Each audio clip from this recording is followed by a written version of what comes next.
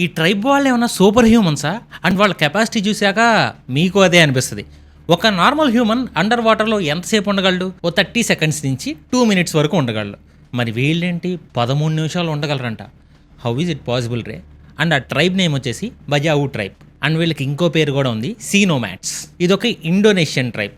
వీళ్ళు breathing hold చేయడమే కాదు, ఎక్సెప్షనల్ డైవింగ్ క్యాపబిలిటీ కూడా ఉంది వీళ్ళకి. ఒక బాగా డైవ్ చేసేవాళ్ళు 6 మీటర్స్ వరకు లోతుకి వెళ్ళగలరు, కానీ వీళ్ళు 12 to 20 మీటర్స్ వరకు డైవ్ చేయగలుగుతున్నారు. వాళ్ళకున్నదేంటి, మనకు లేనిదేంటి? ఎందుకంటే వాళ్ళకి జెనెటిక్ అడాప్షన్స్ జరిగిపోయాయి. వీళ్ళకి ఎన్లార్జ్డ్ స్ప్లీన్స్ ఉన్నాయి. ఇవి వాళ్ళకి అండర్ వాటర్లో ఆక్సిజన్ క్యాపబిలిటీని పెంచుతున్నాయి. మనకంటే కూడా 50% ఎక్స్ట్రా ఉన్నాయి ఇవి. ఇంకా PD10A జీన్, అలాగే BDKR-B2 జీన్స్ కూడా వాళ్ళ హార్మోన్స్ని, వాళ్ళ డైవింగ్ క్యాపబిలిటీస్ని పెంచాయి. ఎందుకంటే వాళ్ళ పూర్వీకులు దాదాపు 1000 సంవత్సరాల నుంచి ఈ మెరైన్ లైఫ్లోనే బ్రతుకుతున్నారు. ఇప్పటికి కూడా రోజుకి మినిమం 8 అవర్స్ వాళ్ళు సముద్రం లోతుల్లో చేపలు పట్టుకుంటూ జీవిస్తున్నారు. Power of evolution. సో మీరు కూడా పవర్ ఆఫ్ సబ్స్క్రైబ్ బటన్ని నా కోసం చూపించండి. అండ్ లైక్ మర్చిపోకండి.